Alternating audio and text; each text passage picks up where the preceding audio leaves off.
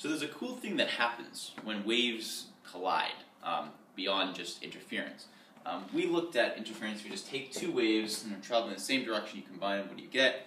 But if you take two waves and you shoot them at each other, you get something that's a little bit different. You get what's called a standing wave. Now, you can do, if I have a wave like this, and a wave that's, let's say it's pretty much the same thing. They have to have the, the same stuff. So as this one's going to the right and this one's going to the left, you're going to get something really cool which happens, where you're going to end up with, I'm going to try to do this, you're going to end up with something like this, where you can see that this is clearly a wave, but doesn't look like it's moving forward or backwards, right? All you see is it's just moving kind of up and down. And the two ends of the spring where I'm holding them, they're not moving at all. And the point that moves the most is what oscillates between being a crest and a trough, right?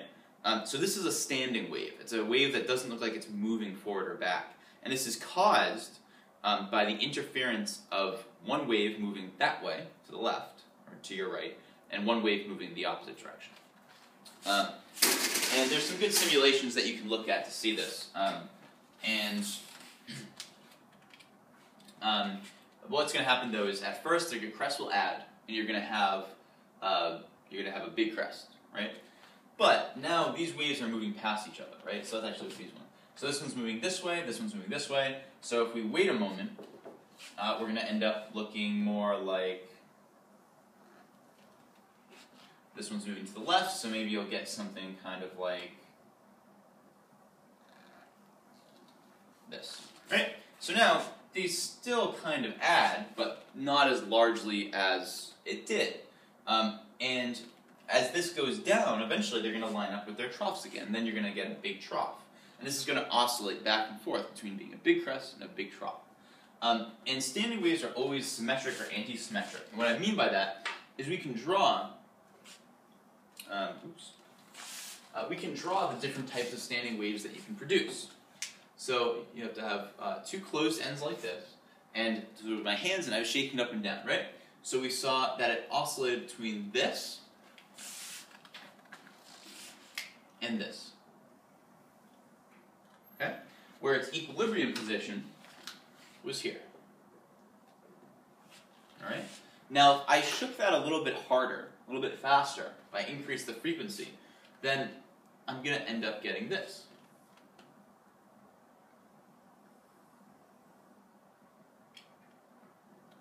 Which is going to oscillate between this position and this position, with this being equilibrium. You can imagine that this, continues on, and you can draw more and more of these. I'll draw a few more. Let's say 2, 3. So we'll go 1, 2, 3, and we'll do 1, 2, 3, 4. Okay, and then it's going to oscillate between this position and the blue position. Again, with equilibrium being right in the middle. So my things don't line up great, but that's okay. So what are these points that don't move at all? The points right here where the the black and blue lines cross. These are called nodes.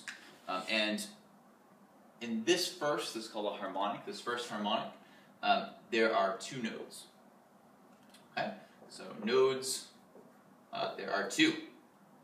And this point, which experiences the maximum amplitude that it's vibrating through, is called an antinode.